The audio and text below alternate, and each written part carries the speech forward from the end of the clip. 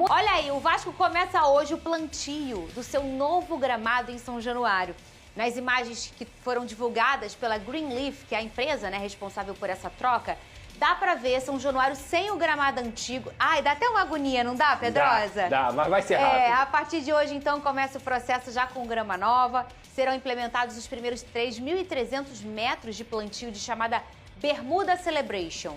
A previsão é de que toda a grama já esteja no estádio até domingo, mas isso vai depender das condições climáticas. A partir de segunda-feira, há um manejo nutricional para enraizar a grama e dar início a um crescimento no novo piso. Gente, não é igual que a gente planta ou a árvore no nosso quintal, não. É diferente, né, Pedrosa? Já vem tudo bonitinho, uma plaquinha, né? E um detalhe interessante sobre o gramado é que esse gramado está sendo retirado de uma fazenda em Saquarema e é a mesma fazenda que forneceu o gramado do CT. E aí, a partir do momento que ela forneceu o gramado do CT, o Vasco da Gama vai poder ter a mesma condição de trabalho no CT e em São Januário. Então isso, obviamente, melhora a vida dos atletas e eu já falei isso aqui também. Essa grama ela vai ser retirada quando o Vasco começar a reforma para poder ser utilizada no CT. Eu falei de Saquarema porque eu me lembro que já tem muitos anos que lá em Saquarema que tem um plantio, um cuidado, que tem essa... Vamos dizer, essa matriz aí das gramas dos estádios. Se eu não me engano, o nome da empresa é Itogras. Ah, é? Eles têm essa excelência, lá em Saquarema, de fazer as gramas. São Januário, que é uma referência há muito, sempre foi. O gramado de São Januário sempre foi muito elogiado pelo Brasil, sempre foi um bom gramado. E olha só, segundo informações da Rádio Tupi, o Vasco já planeja a sua temporada 2026 e alguns jogadores devem deixar o Cruz Maltino. Os primeiros nomes a deixar o Vasco devem ser o zagueiro Maurício Lemos, o meio-campista Paulinho e o meio-atacante Jean Davi, tá? Os dois primeiros têm vínculos até o final do ano, mas o chileno está ligado ao clube até junho do ano que vem. Mesmo assim, a tendência é que ocorra uma rescisão amigável entre as partes. Outros zagueiros, como os zagueiros Oliveira e os meias Garré e Estrela, poderão ser emprestados, mas isso ainda vai passar por análise criteriosa da comissão técnica após o fim da temporada, mas a maior preocupação é pelo lateral direito Pumita, que ainda não renovou. O contrato do uruguaio se encerra em 1 mês e meio, mas ainda não há extensão e o futuro do jogador no clube é incerto. Tem como eu me dizer quem é o jornalista? Ô, Pedrosa, você tem alguma dessas informações? Ou o colega deu? Quem é o jornalista? Pode me informar, ô Igor, se você tem, da Rádio Tupi? Foi da redação da Tupi. Vocês têm algum dos dois essas informações? Não, a minha informação, ela... Vamos dizer, ela não é o contrário nem oposta, até porque eu respeito a informação de todo mundo. A minha informação é que o Vasco ainda não olha para isso de forma concreta. Existem, obviamente, o Lemos. O cara não joga. Ele é o jogador que está fora da lista de relacionados há muito tempo.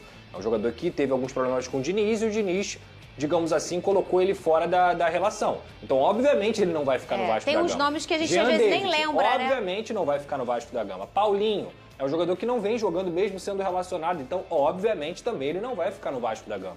Agora, outras situações, como renovação de contrato, não só do Puma e do Ryan também, são coisas que a diretoria está vendo com calma e que só vai realmente entrar num período de forma concreta em dezembro, que é aí quando você tem a parada do Campeonato Brasileiro, a reformulação do elenco, e aí você também tem que olhar o próprio mercado para saber o que você vai trazer e deixar de trazer. Então, o que eu diria para a torcida vascaína, segundo a minha apuração, calma, tá cedo ainda. Tá cedo, e até porque o ano do Vasco, Veli, só vai acabar dia 21 de dezembro se o Vasco passar para a final.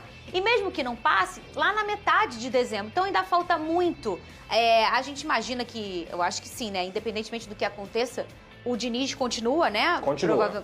Isso aí é fato. Então a gente já tá falando de um 2026 que começa, Veni, com o treinador ali à frente, junto com o presidente, junto com a comissão toda, para pensar o ano de 2026, Até porque, no caso do Vasco e dos clubes que estão disputando a Copa do Brasil, acho que só tem como você pensar em 2026 a partir do momento que tiver definição nessa competição. Por quê? Se o Vasco for campeão da Libertadores, da Copa do Brasil, vai para a Libertadores. E se ele arrumar uma vaga pelo Brasileirão também? Ainda tem isso. Ou seja, o investimento é diferente quando você vai disputar uma Libertadores e uma Copa Sul-Americana. Totalmente diferente. Eu acho cedo, mas alguns jogadores aí que você acabou de mencionar, eu acho que são óbvios, Por exemplo, não faz sentido o Vasco querer ficar com o Maurício Lemos e nem o Maurício Lemos querer ficar no Vasco da Gama. Obviamente, é um jogador que não é utilizado por Diniz, que vai continuar no ano que vem. Ou seja, ele não será utilizado no Vasco e dirá adeus em breve. Então, assim, eu acho que o torcedor vascaíno tem que ter calma, tem que pensar primeiro em 2025, tem uma definição aí pela frente. Vai para a Libertadores, seja pelo Campeonato Brasileiro, seja pela Copa do Brasil. E aí depois você pensa no ano que vem. E a gente que sempre conversa com fontes, com empresários, com jogadores, com todos os dirigentes, é muito claro como muda o patamar de uma equipe que vai disputar Libertadores para sentar numa mesa de negociação e uma equipe que não vai disputar Libertadores, que vai disputar... Lógico. Quando você chega para o atleta e fala assim, ó, tá vendo aqui? O meu time, sei lá, foi campeão da Copa do Brasil ou se classificou pelo Campeonato Brasileiro. Ano que vem a gente vai disputar Campeonato Brasileiro, Carioca, Libertadores. Cara, a conversa muda. Até o nível de atleta que você busca também muda. É por isso que eu tô falando. Muita calma nessa hora. Até porque foi o que o Vene falou. Como é que você vai pensar? Eu vou montar um time para brigar pela Sul-Americana. É um time X. Sim. Puxa, eu vou brigar por uma Libertadores, Pedrosa. Imagina o Vasco. Eu acho que vai ter um esforço, uma questão generalizada para conseguir trazer peças potentes para conseguir te fortalecer para o ano de 26, né? E além disso, Fernanda, vale lembrar que, falando em negociação, o grande objetivo do Vasco não é só buscar novos jogadores, é comprar quem já tá lá. Que é o caso do Carlos Andrés Gomes, do Robert Renan, do Carlos Cuesta. Se for falar em prioridade, eu digo pro torcedor do Vasco com todas as letras. Essa é a prioridade. Comprar quem deu certo. Comprar quem você fez a negociação de empréstimo e conseguiu render dentro de campo. Então, esse é o primeiro ponto que o Vasco está trabalhando para fazer. Tem outro trabalho também que eu acho que precisa ser feito, já pensando em 2026. O Thiago Mendes, não deu certo. Também tem que trabalhar para... entre aspas, se livrar desse jogador. Porque ele tem custo alto e é um jogador que não entrega em campo. E ele provavelmente também não deve estar feliz, né? Porque não está jogando. Porque a gente tem que lembrar também que é sempre uma via de mão dupla, né? O clube não está satisfeito em pagar um salário alto para um jogador que não aconteceu. E geralmente, o jogador que não aconteceu e tem um salário alto, ele não tem um salário alto porque ele enganou todo mundo. É porque ele é bom. E aí ele pode ser bom em um lugar em que ele vai ser reconhecido, em que ele vai ter espaço, em que ele vai ter minutagem. O cara também não fica feliz, né? A maioria, né? É isso. O cara também não fica feliz de estar numa situação que ele não é aproveitado. Meus amigos, vamos falar agora sobre o gramado de São Januário, né? O Vasco fazendo ali o processo de troca do gramado de São Januário e a Greenleaf, que é a empresa, né, que está fazendo esse processo aí de troca do gramado, mostrou ali o início do plantio do novo gramado de São Januário. Na publicação, eles contam que concluíram já a remoção completa do gramado antigo de São Januário e durante a noite de ontem entraram com o processo ali de descompactação, correção da superfície e outras coisas mais. E hoje de manhã, a Greenleaf começou o plantio do novo gramado de São Januário. O Bruno mostra ali nos bastidores como cada etapa está avançando e como o novo campo de São Januário começa a tomar forma. O novo gramado de São Januário é considerado padrão Copa do Mundo e tem previsão de plantio completo até domingo. O tipo de grama escolhido foi o Bermuda Celebration, que é o mesmo utilizado em diversos estádios reformados para a Copa de 2014, como Maracanã, Mineirão, Fonte Nova e Mané Garrincha.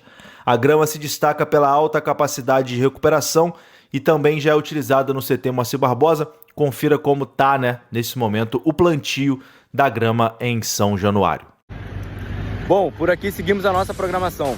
Ontem finalizamos a remoção de todo o gramado, em seguida fizemos alguns acabamentos, alguns ajustes e viemos com a descompactação do campo. Posteriormente, fizemos o top dressing, essa cobertura de areia traçada com adubo, que também vai nos ajudar no micronivelamento para receber a grama em seguida.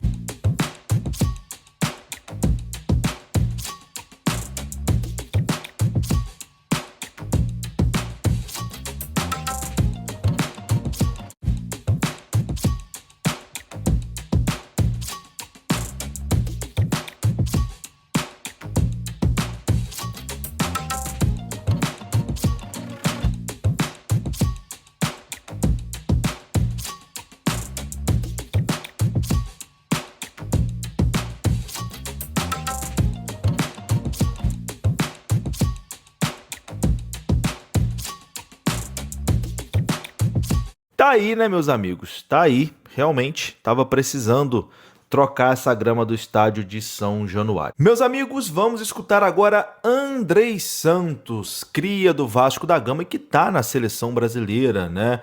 Andrei Santos foi perguntado sobre uma possível volta ao Vasco da Gama, é claro, num futuro, não agora. Agora ele tá muito bem, tá na seleção brasileira, tá no Chelsea, é jovem ainda, quer construir a sua carreira na Europa, mas uma possível volta ao Vasco da Gama, uma possível volta ao futebol brasileiro. O Andrei Santos falou sobre isso, né?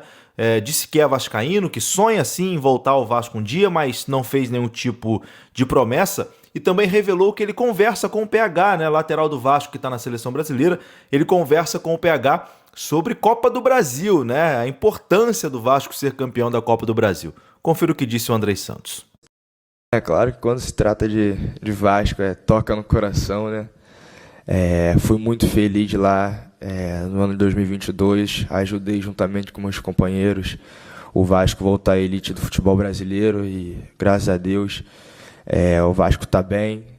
Claro, eu converso muito com o PH, até brinquei com ele em relação à Copa do Brasil, porque a gente precisa desse título. O Vasco tem uma torcida imensa, gigantesca e está precisando desse título. Em relação à minha volta, é difícil falar, eu não gosto de ficar fazendo promessas, não gosto de ficar criando expectativas, mas é claro que eu sou muito grato ao Vasco, o meu clube do coração, é um clube que eu fiquei 12 anos, desde que eu cheguei lá com 6 anos, me formou como homem, me formou como jogador também, como atleta, então eu sou muito grato e é claro que num futuro eu penso em retornar para o Vasco e para trazer a alegria, um pouco mais de alegria para a torcida também. Tá aí, esse foi Andrei Santos, cria do Vasco, e um dia vai voltar para casa com toda certeza. Fala aí, rapaziada, mais um vídeo aqui no canal Atenção Vasco News, informações do Cruz Maltino, com atualizações importantes aí, SBT Sport Rio trazendo as informações de primeira mão do Vasco da Gama e também Juninho do Machão da Gama trazendo as informações do Cruz Maltino também com algumas atualizações. Gostaria de saber a sua opinião, comenta aqui embaixo, deixe nos comentários a sua opinião, fortalece com like, se inscreva no canal, voltaremos amanhã com mais informações. Um forte abraço, tamo junto e até o próximo vídeo, tchau, tchau.